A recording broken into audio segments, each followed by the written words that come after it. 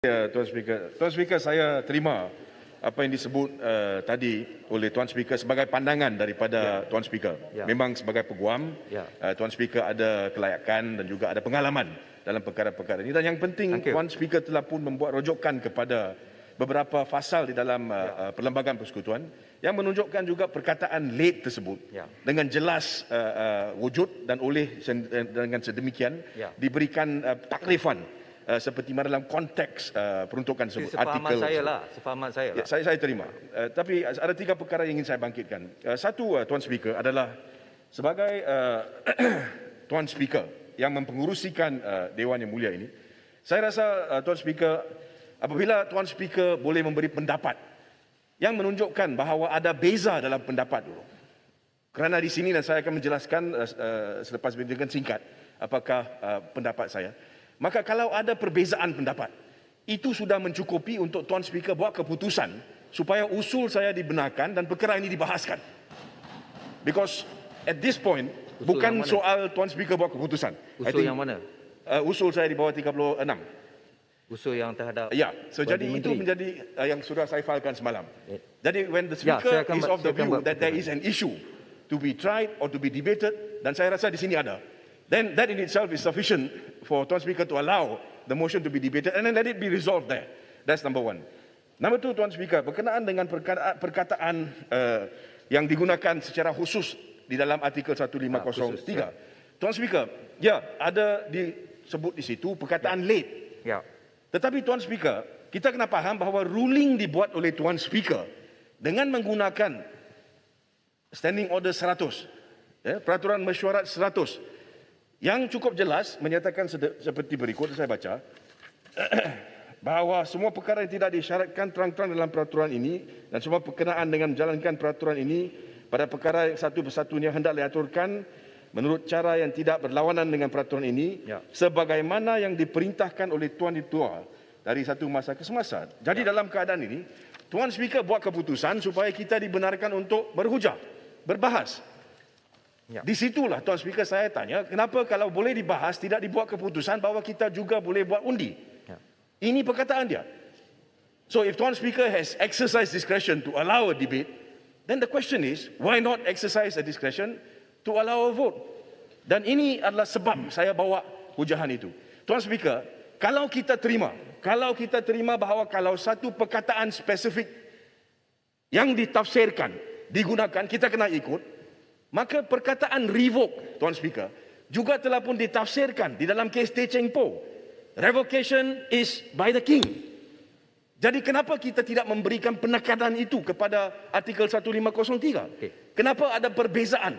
Boleh saya jawab? Just one last point, Tuan Speaker. Dan dalam keadaan tersebut, Tuan Speaker, saya merujuk kepada artikel 1503. Kerana 1503, Tuan Speaker, saya setuju dengan apa yang Tuan Speaker buat. We break it down into three parts. If there is no revocation, Tuan Speaker, the second part comes in, which means that there has to be a motion. And if there is a motion, ada usul, that motion must be debated and voted on. That is why, Tuan Speaker, kita minta untuk satu ruling berkenaan dengan revocation. Kerana kerajaan kata sudah di-revoke. Kita semua tahu memang belum. Kerana prosedur tidak diikut. That's why they are running all over the place now to try and get things done. But, Tuan Speaker, if there is no revocation, then there must be a motion filed for the purpose of it being annulled. Dan kita perlukan masa untuk itu.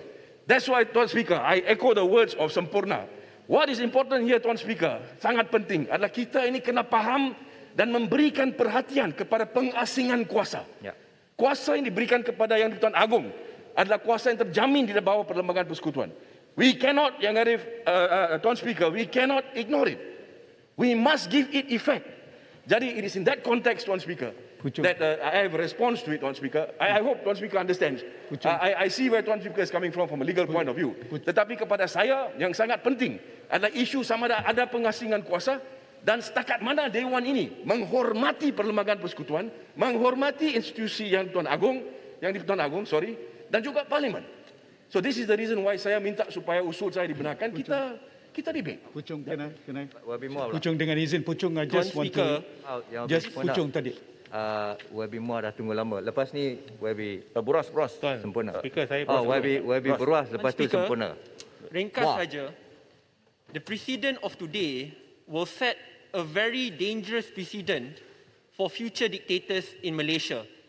Apabila seseorang Perdana Menteri pada masa yang akan datang, 10-20 tahun yang akan datang, yang bakal hilang kuasa, dia akan pergi jumpa Yang di-Pertuan Agong untuk minta pengisytiharan darurat. Apabila Yang di-Pertuan Agong menolak dan Raja-Raja Melayu menolak, dia kata itu tidak ada dalam Perlembagaan Persekutuan dan Yang di-Pertuan Agong perlu mendapatkan nasihat daripada Kabinet.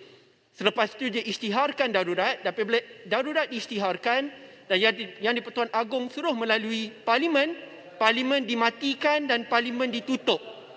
Fungsi Raja-Raja Melayu diketepikan, fungsi Parlimen ditutup, dan apabila ingin dibentangkan di sini diberhentikan.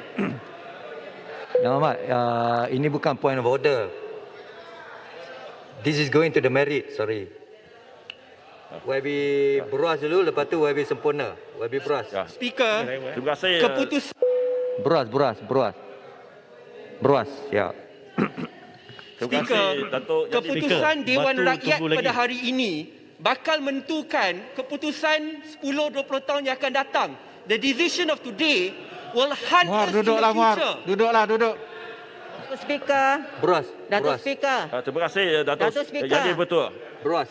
Datuk Saya Speaker. bangkit Beras. tentang Peraturan Mesyuarat 43. Saya memang setuju dengan penafsiran Datuk Yang di-Pertua berkenaan dengan leg and table. Tetapi Datuk Yang di-Pertua only take half of the law. Yang setengah yang penting itu ialah di bawah peraturan tetap pada bila-bila masa sahaja pihak mana-mana ahli parlimen boleh mengusulkan sesuatu. Dan di bawah perkara 1503 itu dikatakan mesti ada satu resolusi. Jadi maksudnya cara kita membuat resolusi ini memanglah melalui satu usul. Sebab itu saya sudah kemukakan 4 usul untuk dibahas dan kemudian dibuat keputusan. Kalau sesuatu perkara itu di leg sama ada pihak kerajaan ataupun pihak mana-mana ahli parlimen boleh mengusulkan. Sama ada laporan hakam ke, laporan kewangan ke, ada hak untuk kita mengusulkan untuk membahaskan kalau perlu. Itu diperuntukkan di bawah undang-undang. Memandangkan Datuk Yang di-Pertua telah menolak semua usul-usul saya ini, saya telah pun memfahamkan rayuan kepada Dewan Rakyat. Itu hak rayuan saya. Jadi Datuk Yang di-Pertua mesti ikut. Ini hak setiap ahli parlimen.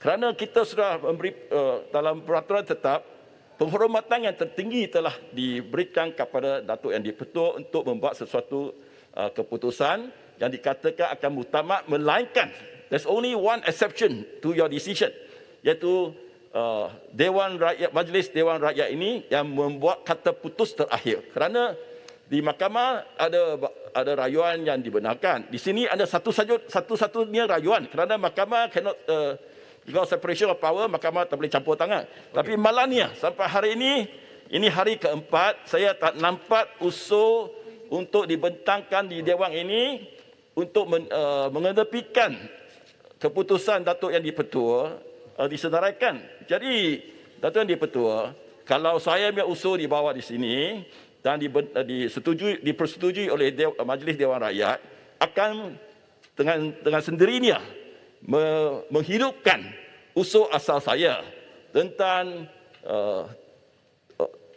proklamasi atau pengisytiharan darurat dan ordinan darurat supaya ia boleh diputuskan dan resolusi boleh dibuat mengikut 1503. Jadi itu jelas, undang-undang jelas. Jadi haraplah hak saya ini kalau tidak, Datuk Yang di-Pertua, the rules are made to facilitate, not frustrate. Kalau tak dibenarkan, maksudnya Datuk Speaker menggunakan rule to frustrate. That will be tantamounting to going against the parliament itself. Jadi harap saya nak dapat satu keputusan. Dari hari pertama saya bentangkan, saya minta satu jaminan daripada Datuk Yang di-Pertua untuk honor, menghormati peruntukan peraturan masyarakat yang telah ditetapkan. Tapi sampai hari ini tak ada. So you cannot delay until Monday and say tak ada masa. Itu sudah pun frustrating hak ahli parlimen. Faham. YB sempurna dulu. Ya. Terima kasih Datuk Speaker. Sempurna. Rentetan daripada Puchong menyatakan tentang perundangan negara kita 150/3 bukan hanya harus dilihat daripada sudut itu. Kalau kita melihat perlembagaan Malaysia yang ada 150/7, kalau diizinkan Datuk Speaker, at the expiry date of period of 6 months beginning with the date of which a proclamation of emergency ceased to be enforced, any ordinance promulgated in pursuant of these proclamations and any law made while the proclamation was enforced shall cease to have effect except as to the thing done or omitted to be done before expiry date of the period. Ya. Maknanya, ordinance yang disebutkan itu, walaupun dinyatakan telah di-revoke, selepas 6 bulan, proclamations of emergency 150 masih lagi berjalan. Ordinance itu kecuali ianya di-revoke. Dan ini yang sampai Februari 2020. This is perlembagaan. Interpretations of the law is it. Unless omitted. Dan ini yang saya, Datuk Speaker, I think we might have to have clarity dari segi perundangan negara kita, perjalanan dia. Bukan hanya 1503 tapi 1507 juga. Harus dilihat di mana perkara ini, ordinance yang ada masih berjalan itu. Walaupun dia katakan purely academic. Because payungnya emergency lapse by Monday. Say after Monday. Ya, kita katakan itu yang saya bila melihat kenapa benda ini prolong sehingga perlu penjelasan sehingga Isnin. Kena kita faham. By then emergency proclamation is already. Tapi kita harus juga faham ada 13 ordinance yang telah dibentangkan. Cuma revoke mentions by the minister waktu itu ialah 6. Maknanya ada lagi 7 di situ. Ya. Dan ini yang saya Datuk Speaker, kita persoalkan. Walaupun emergency lapse by first end of the month, but it doesn't mean ordinance dah habis dah, tak. Dia yang minta Datuk Speaker supaya perkara ini perlu diperjelaskan perundangan negara kita. Tuan Speaker. Hormat Speaker, Tuan satu Speaker. kes. Pula sekali. YB Burford. Ya. Interpretasi undang-undang perlembagaan kita, perkataan di dalam perlembagaan 1503. Jadi hari ini dalam parlimen kita bukan di mahkamah. Kalau ada pihak yang inginkan interpretasinya, maka bolehlah memohon kepada mahkamah untuk interpretasi ini. Atau Yang di-Pertua. Tuan Speaker. Tuan Speaker. YB Sepang dah lama. Tuan Speaker. Lepas tu Batu. Terima kasih Tuan Speaker. Tak, Sepang dulu, lepas tu Batu. Okey, terima Batu kasih, pun dah Tuan lama Speaker. tunggu. Tuan Speaker, saya rasa with due respect, saya rasa Tuan Speaker tersilap. Saya rasa Tuan Speaker, kita sekarang berhadapan dengan perlembagaan. Perlembagaan is a sui generis, stand on its own. Tuan Speaker, saya boleh rasa Tuan Speaker aware dengan beberapa kes Nordin Saleh. Kes Nordin Saleh, Tuan Speaker, sebagai contoh, dalam perlembagaan yang melibatkan artikel 10-1C, tidak ada pun hak untuk keluar dari persatuan. Yang adalah hak berpersatuan. Tapi mahkamah telah menafsirkan, walaupun tidak ada perkataan itu, tapi perkataan itu hak berpersatuan termasuk hak keluar daripada persatuan. Dan menggunakan keputusan minority kes di India untuk nak memutuskan bahawa hak itu boleh dilaksanakan. Mahkamah Persatuan follow dengan izin mematuhi ataupun mengikuti keputusan mahkamah di India, keputusan minority. Hakim Anand, saya masih ingat lagi. Kes Osman Baginda, very clear Tuan Speaker, mengatakan bahawa perlembagaan ini mesti ditafsirkan secara broadly. The concept is not carved on the stone, Tuan Speaker. Tuan Speaker, saya rasa perlembagaan ini very clear. Kita mesti menafsirkan dia secara broad. Dia tidak tertakluk kepada apa yang dipanggil stare decisis ataupun legal precedent. Ini perlembagaan, kecuali undang-undang lain. Jadi Tuan Speaker, saya merasakan bahawa, sebagai contoh Tuan Speaker, kalau sekiranya ada lakuna ataupun kekosongan dalam perlembagaan, contoh jawatan Perdana Menteri, tidak ada dalam perlembagaan. Tapi kita ikut convention, kita ikut amalan. Jadi Tuan Speaker, kalau kita baca 1503, very clear Tuan Speaker, Tidak, dalam undang-undang lain tidak ada perkataan resolution pass ataupun shall cease to have effect.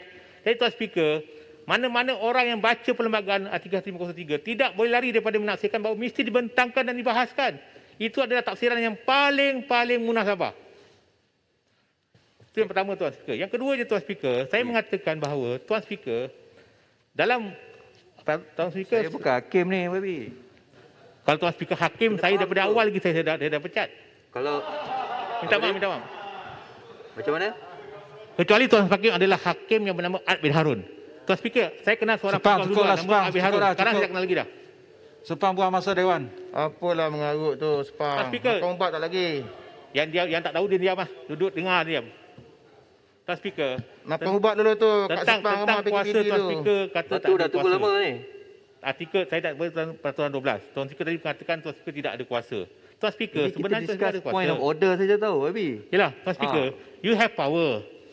Sekarang ni bukan you tak ada Apa power, power you saya? tidak ada political will untuk buat Tak, perubahan. power saya tu datang dari mana? Tuan Speaker, ada yang berhormat, artikel apa ni, order 9. Yang berhormat follow perlembagaan persekutuan dan sebagainya. Ya. 90 Tuan Speaker. Tuan Speaker ada kuasa. Boleh suspend the standing orders untuk buat perubahan. Tuan Speaker, Tuan Speaker tidak pernah langsung rujuk. Saya nak suspend yang berhormat. Okey. Itu kuasa Speaker. Kuasa Speaker. By all means, go ahead. Sudahlah Sepang. Sudahlah Sepang. Setuju. Speaker Yang kena buat berhormat batu. suspend. Yang berhormat batu dulu. Tuan Speaker, Cukup. you want to suspend me, Sepang you langgar have power. peraturan tu. Suspend dia. Yang berhormat. No, maksud saya lah contohnya. Bukan Ah. saya nak suspend yang berhormat. Ah, Saya Alhamdulillah. saya Tuan hormat Speaker. dengan yang berhormat ni. Ya. Tuan Speaker, saya You harap are one of the best around. Tuan Speaker, I just want to highlight Tuan Speaker. Sebenarnya Tuan Speaker ada kuasa. Tuan Speaker baca betul-betul Okey. aturan 90. Tuan Speaker ada Okey, kuasa saya nak untuk jawab lanjutkan ni. masa. Boleh saya jawab dulu? Tapi saya nak dengar batu dulu. Batu dah lama tunggu. Kesian dia. Lepas ni saya nak jawab. Speaker, So, isu tak ada yang lagi point ni. saya nak bangkitkan. Pasir putih, point of order. Okey, sekejap. Yalah, putih-putih buang masa. Speaker, Batu. isu Ya. yang saya nak bangkitkan sama dengan Ketua Pembangkang. So mungkin Speaker boleh jawab dulu, lepas Okey. tu balik pada saya. Yang mana yang Ketua Pembangkang tadi saya dah jawab. Ada saya nak bagi pandangan sikit. Saya dah jawab dah, cukup lah. Betul Speaker. Yang Tapi- berhormat Pasir Putih pula. Benda itu penting, Speaker. Tak, dah sama saya dah jawab tadi. Maaf. Terima kasih Yang berhormat, Datuk Pasir Putih. Yang Dipertua. Saya merujuk kepada peraturan 14 berkenaan dengan tata cara peraturan mesyuarat kita, di mana saya pun tak tahu setiap pagi yang dibincangkan duduk di bawah peraturan mana, tak tahu. Itulah.